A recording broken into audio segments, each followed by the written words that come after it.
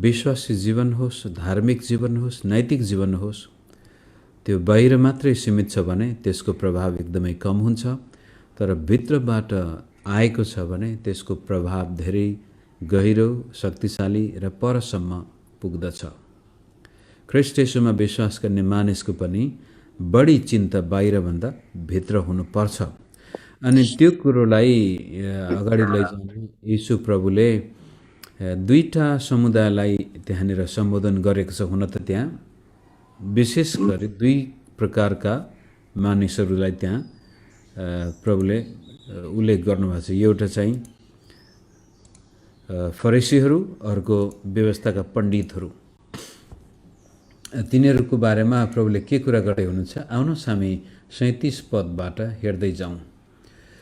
त्यसको मुख्य विषय बाहिर मात्र होइन, भित्र पनि सफा गर्नुपर्छ। बाहिर शुद्ध मात्र होइन, भित्र पनि हामी शुद्ध हुनुपर्छ। येशू बोलिसक्नु भएपछि एकजना फरिसीले उहाँलाई भोजनमा निम्तो गरे। उहाँ घरभित्र पसेर खान बस्नुभयो, तर खाना अघि उहाँले हात नधोएको देखेर ती फरिसी छक्क परे। हामी माथिबाट हेर्दै आएका छौँ लुकाको सुसमाचारमा येशू ख्रीष्ट र यी सदुसी फरिसी र व्यवस्थाका पण्डितहरू बीचमा द्वन्द्वात्मक स्थिति पैदा हुँदै गएको छ। येशू प्रभुले जे भने पनि त्यसको ठ्याक्कै उनीहरू विपरीत गर्न चाहन्छन्। येशूलाई विश्वास गर्नुको सट्टा बदनाम गर्न चाहन्छन् र विभिन्न प्रकारका चिन्हहरू खोजेर चिड्याउन खोजेको अवस्थामा येशू प्रभुले यिनीहरूको सामनेमा कुनै पनि कुरो बाँकी नराखिकन स्पष्टसँग यिनीहरूको अवस्थालाई बताइसक्नु भएपछि पनि एउटा फरिसीले उहाँलाई भोजनमा निम्तो गरे। अब यो भोजनमा निम्तो गर्नुको मुख्य उद्देश्य साँच्चै नै त्यो फरिसीको हृदयमा येशू प्रभुप्रति सकारात्मक सोच भएर हो या उहाँलाई फेरि पासोमा पार्न खोजेको हो, त्यो निश्चित छैन। तर यसो हेर्दाखेरि यो फरिसीले साँच्चै नै बोलाएको जस्तै देखिन्छ। तर येशू प्रभुले त्यो फरिसीहरूले यहुदीहरूको चलन अनुसार जुन प्रकारले हात धुनुपर्ने थियो त्यो उहाँले धुनु भएन। यसको मतलब येशू प्रभुका हात एकदमै मैला हातले नै खान खोजेको होइन, तर त्यहाँ फरिसीहरूको चलन अनुसार धुने तरिका पनि त्यस्तै छ। कतिपटक धुनुपर्ने, कुन ठाउँमा धुनुपर्ने, कुन भाँडाको पानीले धुनुपर्ने। फरिसीहरूले सफा र के अरे हाइजेनिक र इनहाइजेनिक भन्नुभन्दा पनि त्यो धार्मिक रीतिविधिलाई बढी जोड दिन्छन्। इतिहासमा यस्ता यहुदी फरिसी र धर्मगुरुहरू पनि थिए जसलाई पक्रेर जेलखानामा हालिएको थियो। जेलमा हाले पनि उनीहरूलाई पानी एक लोटा मात्रै दिइन्थ्यो, तर त्यो पानी उनीहरूले त्यो हात धुने तरिका पुरा गर्दा गर्दै सिध्याउँथे अनि खानको लागि पानी नभएर पनि मर्ने अवस्थामा पुगेका थिए। यहुदीहरूको चलनअनुसार बरु पानी नपिउनु, हात चाहिँ धुनुपर्ने। त्यस्तो स्थितिमा येशू प्रभुले जानेर नै उहाँले त्यो धार्मिक विधि पुरा गर्नु भएन। त्यसकारण यो फरिसी अचम्म मान्दछ र यहुदी नियमअनुसार त यस्तो प्रकारले जसले आफैलाई धर्मगुरु भन्छ र पनि यस्तो प्रकारका धार्मिक विधि पालन गर्दैन भने त्यसलाई उसको कामबाट, जिम्मेवारीबाट बहिष्कृत, निष्कासन पनि गरिन्थ्यो। येशू प्रभुले जानेरै आफ्नो हात धुनु भएन र नभन्दै त्यो फरिसी छक्क पर्दछ। अब 39 पद, तर प्रभुले तिनलाई भन्नुभयो, तिमी फरिसीहरू कचौरा र थालको बाहिरपट्टि त माझ्दछौ, तर तिमीहरूको भित्र चाहिँ लुट र दुष्टताले भरिएको हुन्छ। अब यो वाक्यांश र 40 पनि पढिहालौँ। मूर्ख मानिस हो जसले बाहिरको भाग बनायो त्यसले नै भित्रको पनि बनाएको होइन र, तर भित्रका थोक दान स्वरूप देऊ र तिम्रो निम्ति सबै कुरा शुद्ध हुनेछ। यो थालको बाहिरपट्टि माझ्ने, कचौराको बाहिरपट्टि माझ्ने, भित्र चाहिँ लुट र दुष्टताले भरिएको छ भन्दाखेरि यसो हेर्दाखेरि भित्र अब कचौरा र थाल र त्यसपछि हृदयका कुरा भन्न खोजेको जस्तो पनि देखिन्छ। र अर्कोतर्फ त्यो कचौरासँगै सरकार राख्दाखेरि बाहिर चाहिँ सारा सफा गरेको छ, एकदमै टलक्क टल्केका भाँडाहरू छन्, तर भित्र राखिएका कुरा चाहिँ चोरेर, लुटेर, ठगेर ल्याएका कुराहरू पनि हुन सक्छ। त्यो थालमा त्यो कचौरामा अथवा जसै तपाईँ कुनै धनाढ्य व्यक्तिको घरमा जानुभयो भनेदेखि लिभिङ रुममा ठुल्ठुला ती डेकोरेटिभ सामानहरू हुन्छन्, गजब राम्रा छन्, तर ती वास्तवमा ठगेर भ्रष्टाचार गरेर लुटेर ल्याएका कुराहरू। सायद यस्तै कुरो पनि यो हुनसक्छ। 40मा अझ स्पष्ट हुन्छ, मूर्ख मानिस हो जसले बाहिरको भाग बनायो त्यसले नै भित्रको पनि बनाएको होइन र भित्रका थोक दान स्वरूप देऊ र तिम्रो निम्ति सबै कुरा शुद्ध हुनेछ। हुनसक्छ यो फरिसीले पानी राख्ने भाँडा पनि गजब राम्रो टलक्क टल्काएको हुनसक्छ, कहीँ न कहीँ ठगेर चोरेर लुटेर ल्याएका कुराहरू। र त्यसै कारण येशू प्रभुले के भन्दैछ भनेदेखि तिमीसँग भएका चिज वस्तुहरू दान स्वरूप दियो, मानिसलाई प्रेम गरेर दान स्वरूप दियो र त्यसपछि आफ्नो जीवनको बाहिर पनि त्यस्तै किसिमले सफा गर्यो भने बल्ल तिमीहरू शुद्ध हुनेछौ। मैले हात नधुँदैमा म अशुद्ध भएन, किनभनेदेखि म भित्र अशुद्धता छैन, तर तिमीहरूभित्र अशुद्धता छ। त्यो अशुद्धताको प्रमाण तिमीहरूका थाल कचौराहरू र डोको डालो जे छ, किनभने बाहिर टल्काएका छौ, भित्र चाहिँ चोरेको लुटेको लोभ लालचका सामानहरू भरिएका छन्। तर भित्रका कुराहरू दान दिनुको सट्टामा तिमी प्राप्त मात्र गर्न चाहन्छौ, लुट्न मात्र चाहन्छौ। बरु शुद्ध हुने हो भनेदेखि अरूलाई दिन सक्ने मानिस बन। फरिसी, तिमीले मलाई खान बोलायो, राम्रो गर्यौ, तर वास्तवमा तिमी भित्रपट्टि अशुद्ध भएका छौ, बाहिर शुद्ध देखाइरहेका छौ। त्यसपछि 42 देखि अर्को एउटा पक्ष त्यहाँ आउँछ। उहाँले सिधै त्यसलाई त्यसपछि भन्छ, तर तिमी फरिसीहरूलाई धिक्कार, किनकि तिमीहरू पुदिना, आरुद र हरेक जडीबुटीको दशांश दिन्छौ, तर न्याय र परमेश्वरको प्रेमको उपेक्षा गर्दछौ। तर अरू कामको पनि उपेक्षा नगरी यी काम पनि तिमीहरूले गर्नुपर्ने थियो। अब त्यो फरिसी अशुद्ध हुनुको कारण चाहिँ यिनीहरू बाहिरका कुरामा बढी ध्यान दिन्छन्, तर परमेश्वरको न्याय र प्रेमको चाहिँ उनीहरू अवहेलना गर्छन्। परमेश्वरको न्याय भन्ने बित्तिकै गरिबलाई लुटेर यिनीहरू खाइरहेछन्, असहायहरूलाई यिनीहरूले लुटिरहेछन्। मानिलियो एउटा कुनै व्यक्ति मन्दिरमा आयो, त्यहाँ मन्दिरमा पुजारी छ भने त्यसले बोका किन्नै पर्ने, बलि हान्नै पर्ने, नत्र त्यसको पाप क्षमा हुँदैन। न्यायको लागि पनि अत्याचार, भ्रष्टाचार, परमेश्वरको न्याय यिनीहरूले बङ्ग्याइरहेका छन्, लुटिरहेका छन्। प्रेमको सट्टामा यिनीहरू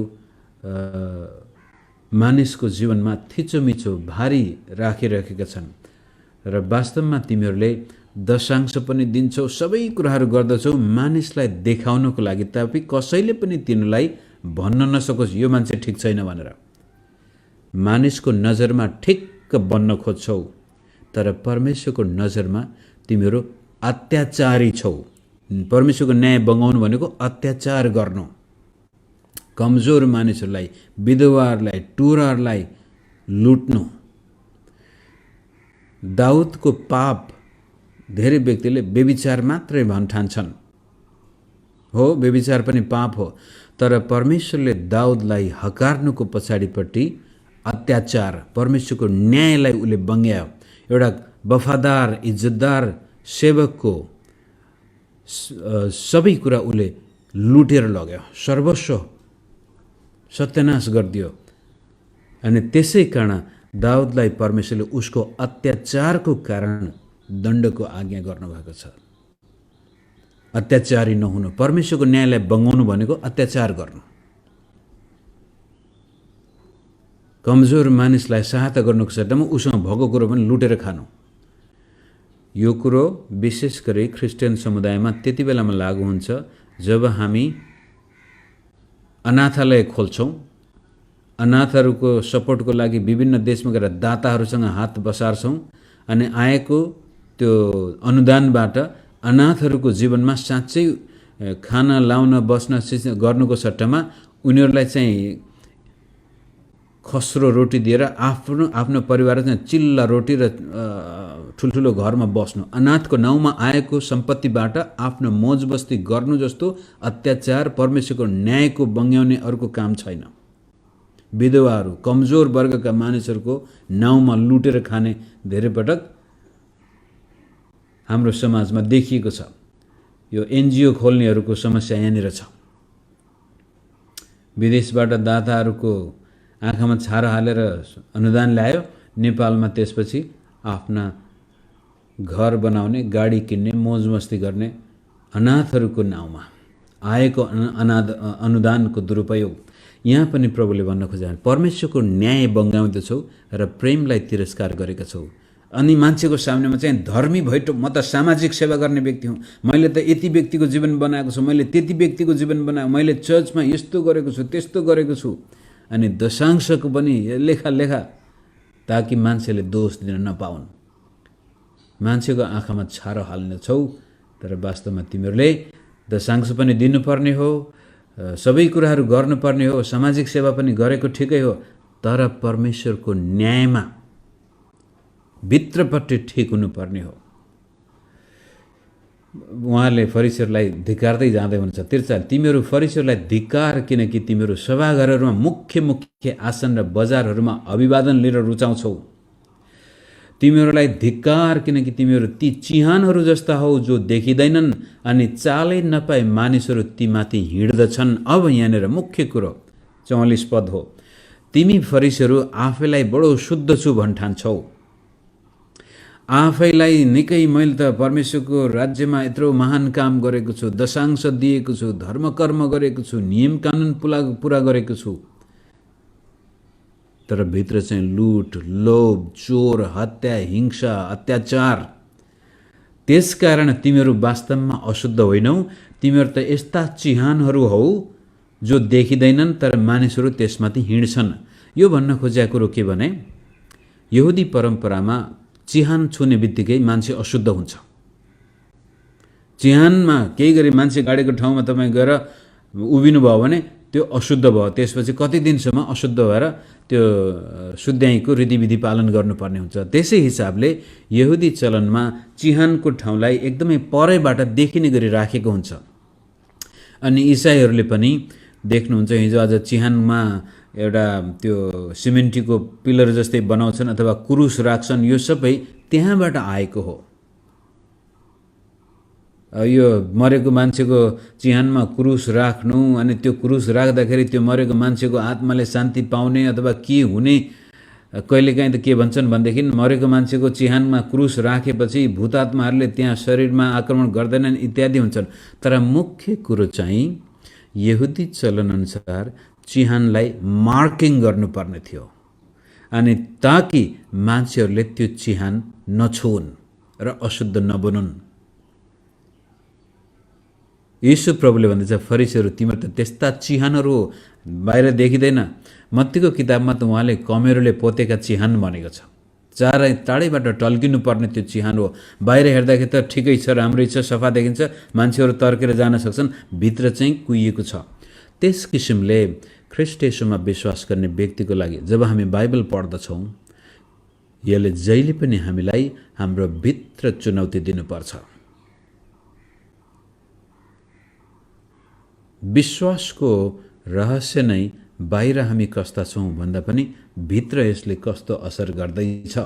माथि हामीले हेरेका थियौँ ज्योतिको बारेमा, हामीमा भएको ज्योति अँध्यारो भयो भने त्यो कस्तो डरलाग्दो हुन्छ भनेर मत्तीले भन्छ, लुकाले पनि त्यो अँध्यारो नहोस्। भित्र जब हामी ध्यान दिँदैनौँ, हृदयका कुराहरूमा ध्यान दिँदैनौँ भनेदेखि हामी पनि त्यसपछि परमेश्वरको राज्यमा मानिसलाई ज्योति देखाउने नभएर अशुद्ध पारिदिने, तल गएर ठक्कर लाग्ने व्यक्ति बन्नेछौँ। हामी पढ्दै जाउँ, यो लामो खण्ड छ, म अलि छिटो जान्छु। अब 45 पदमा व्यवस्थाका पण्डितहरूमध्ये एकजनाले उहाँलाई भने, गुरुज्यू यी कुरा गरेर तपाईँले त हाम्रो पनि बेइज्जत गर्नुहुन्छ। पहिला फरिसीलाई धिक्कार धिक्कार धिक्कार, यो धिक्कार भन्ने शब्द नै बडो दुःखलाग्दो शब्द हो। धिक्कार, त्यो सहरहरूलाई पहिला उहाँले धिक्कार्नु भएको छ, अहिले फरिसीलाई धिक्कार गरिसकेपछि व्यवस्थाको पण्डित भनेपछि यो अझ फरिसी भन्दा पनि माथिल्लो स्थानको व्यक्ति हो। फरिसी भन्ने बित्तिकै त्यो सम्पूर्ण समुदाय नै आउँदछ जसले परमेश्वरको व्यवस्थाको लागि आफ्नो जीवन दिएको छ। हुन त नयाँ नियममा यसरी पढ्दाखेरि फरिसीहरूको चित्रण एक किसिमले नकारात्मक देखिन्छ, तर इतिहासमा चाहिँ फरिसीहरूको योगदान सकारात्मक नै छ व्यवस्था बाइबल पुरानो नियमको लागि बचाउनको लागि। त अब त्योभन्दा पनि माथि उठेर व्यवस्थाको पण्डितले आएर भन्छ तपाईँले त हाम्रो बेइज्जत गर्नुभयो। सायद सोचेको थियो होला यो कमसेकम हाम्रो समाजमा मान छ सम्मान छ, मान्छेले हामीलाई यत्रो इज्जत दिएछन्, माथि हामीले एउटा कुरो बिर्स्यौँ। फेरि फरिसीहरू सभा गरेर मुख्य मुख्य आसनमा बस्ने, बजारमा पनि सबैले आदर गर्ने,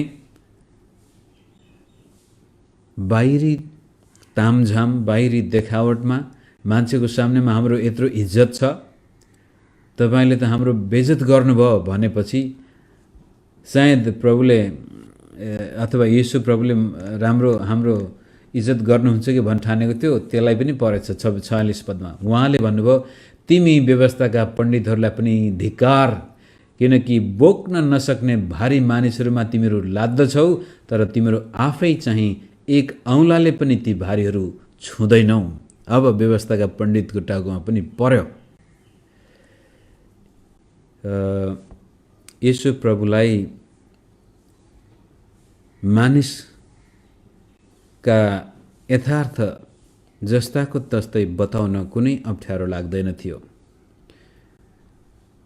यदि कुनै व्यक्ति साँचो हृदयले परमेश्वरलाई खोजेको थियो भनेदेखि उहाँले त्यसको प्रशंसा गर्नुभएको छ। अनि अरू कुनै व्यक्ति परमेश्वरको राज्यमा देखावटी कपटीपन लिएर आएको छ भने त्यसलाई पनि प्रभुले स्पष्ट पारेर बोल्नु भएको छ, धिक्कार। अनि यो व्यवस्थाको पण्डितलाई पनि उहाँले जिब्रो चपाउनु भएन। कहिलेकाहीँ तपाईँ कुनै कुनै व्यक्ति साथीभाइ मित्रसँग कुरा गर्दा थाहा पाउँछ जता पनि ठिक्क हुने व्यक्तिले वास्तवमा सत्य कुरा बोल्दैन।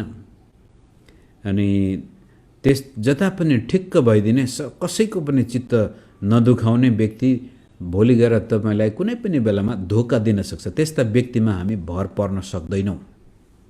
सत्य बोल्न नसक्ने व्यक्ति वास्तवमा परमेश्वरको असल सेवक पनि बन्न सक्दैन।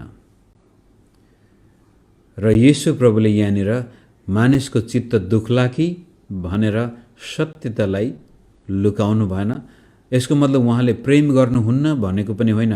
त्यो फरिसी ख्रीष्ट येशूको विरोधी नै थियो, तरै पनि उसले निम्तो दिँदा प्रभु उसको घरमा जानुभयो। उहाँले आफ्ना चेलाहरूसँग म जान्न तिमीहरूको घरमा भनेर येशू प्रभुले चित्त पनि दुखाउनु भएको छैन। उहाँलाई गिल्ला गर्ने उहाँको खैरो खन्नेहरूले पनि बोलाउँदाखेरि प्रभु त्यहाँ जानुभयो। र जाँदाखेरि उहाँले यसले त बोलायो, अब के गर्ने, खाना खानु पर्यो, कमसेकम यसको चित्त नदुखोस् भनेर उहाँले चिप्लो पनि घस्नु भएन। कहिलेकाहीँ अब येशू जस्तै बन्न त हामी सक्दैनौँ, तर बाइबलले हामीलाई येशू जस्तै बन्नको लागि नै बोलाएको छ। भित्र पनि बाहिर पनि, व्यवहारमा पनि। र धेरै ठाउँमा यस्तो किसिमले प्रचार गर्दा दोस्रो पल्ट त्यहाँ प्रचार गर्ने मान्छेले बोलाउँदैनन्। मलाई पनि कतिले अलि छुच्चो भन्छन्, घमण्डी पनि भन्दो रहेछन् कहिले। तर मानिसको सामनेमा जब हामी परमेश्वरको राज्यलाई प्रस्तुत गर्दैछौँ भनेदेखि आफ्नो स्वार्थको लागि कहिलेकाहीँ चिप्लो बोल्ने बानी चाहिँ राम्रो हुँदैन।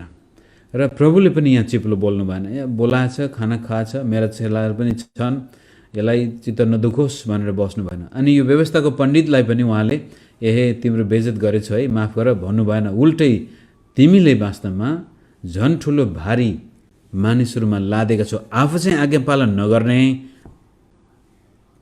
मानिसहरूलाई चाहिँ यो गर्नुहुन्छ, त्यो गर्नु हुँदैन, यो गर त्यो नगर भनेर यहाँसम्म कि व्यवस्थाका व्याख्या गरेर यिनीहरूले मानिसको जीवनमा हैरानी ल्याइदिएका थिए। अब परमेश्वरको वचनमा अब ध्यान दिने मान्छेले यहोशूलाई प्रभुले भन्नुहुन्छ, यो वचन दिन, यो व्यवस्थाको किताब दिनरात तिम्रो आँखाको सामनेमा होस्, तिम्रो मुखमा होस्, यसबाट दाहिने र देब्रे नलाग्नु, यसमा निरन्तर लागेको खण्डमा तिमी सफल हुनेछौ, तिमी जहाँ जान्छौ तिम्रो फलिफाप हुनेछ, आशिष आउनेछ। त्यो हुनुको सट्टामा अहिले यी व्यवस्थाका पण्डितहरूले चाहिँ त्यो परमेश्वरको व्यवस्थालाई पन्छाइदिएको छ अनि यी पण्डितहरूको व्याख्या मानिसको सामनेमा राखेको कारण एउटा विद्वानले त यसरी भनेको छ कि मोसाले के लेखेको त्यो मतलब छैन, तर अब यो मिश्ना भन्ने एउटा के व्यवस्थाका पण्डितले लेखेको कुरा बढी महत्त्वपूर्ण छ भनेर मानिसहरूलाई परमेश्वरको राज्यबाट यिनीहरूले धेरै टाढा पुर्याइदिएको छ।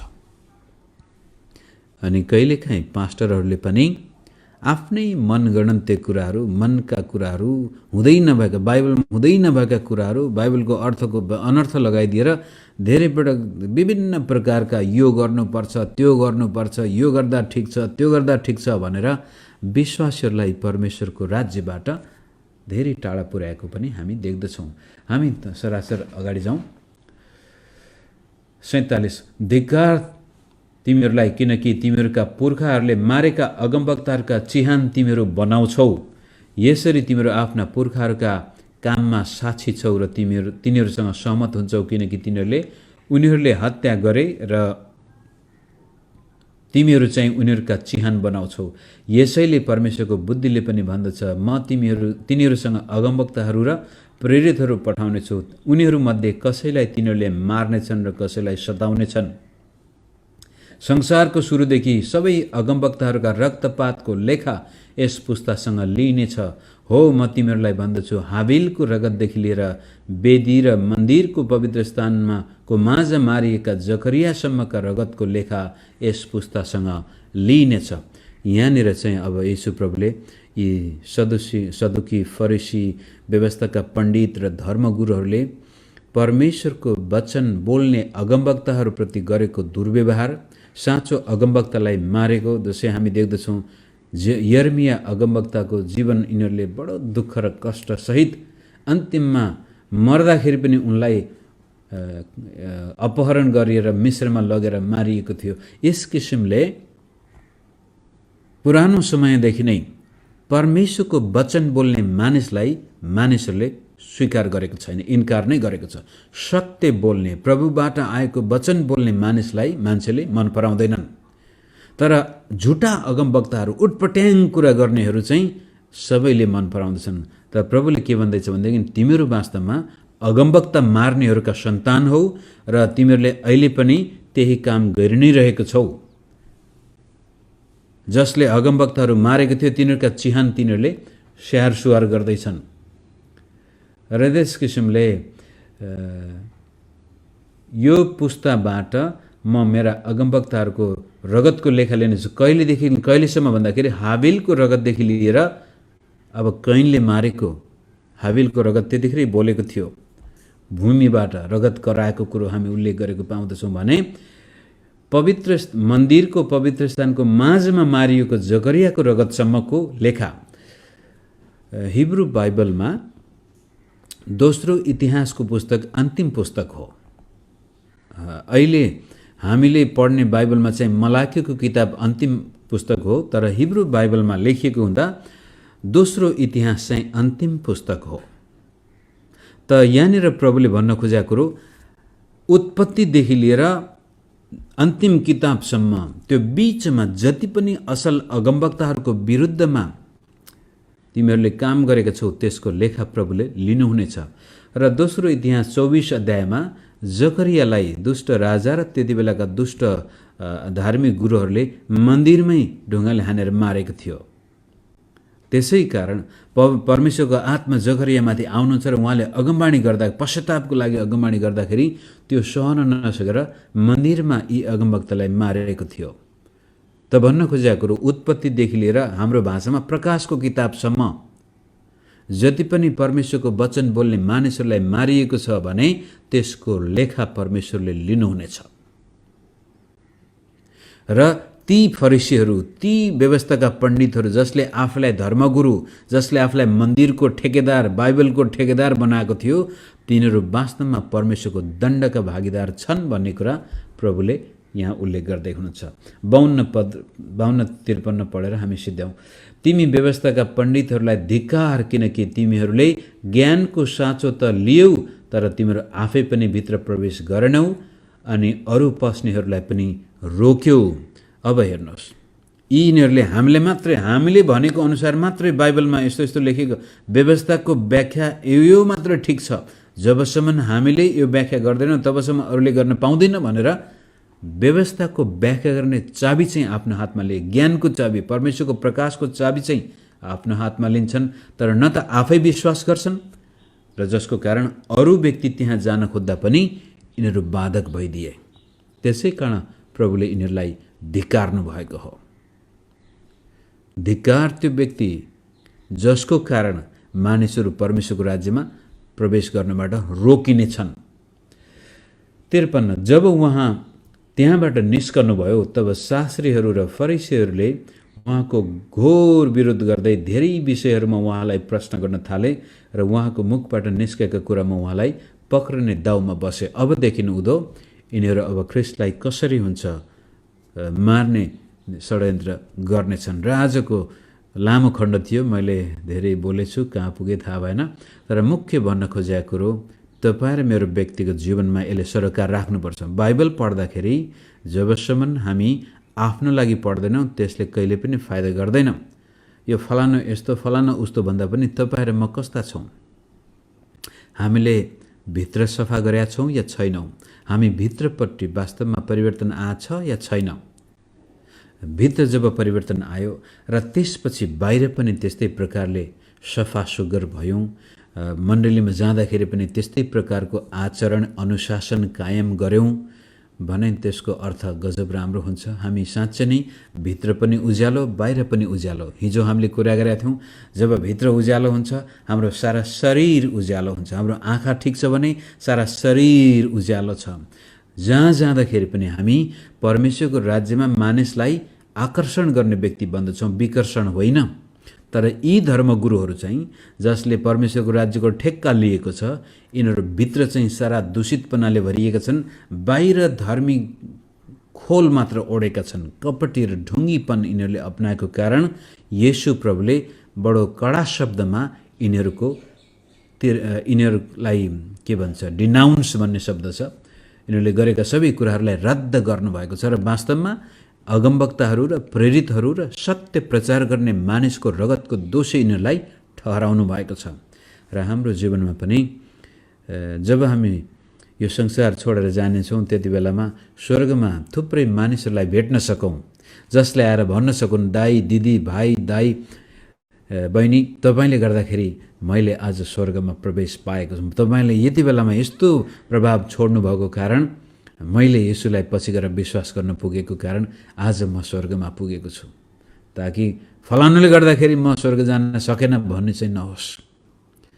हुन त अब जिम्मेवारी त अन्तिममा उसले आफैले बेर्नु पर्नेछ। र पनि हाम्रो जीवनबाट मानिसहरूको जीवनमा उज्यालो आओस्, त्यसको लागि जबसम्म हामी भित्र उज्यालो हुँदैन तबसम्म हामी कहिले पनि अर्कोको लागि उज्यालो बन्न सक्दैनौँ।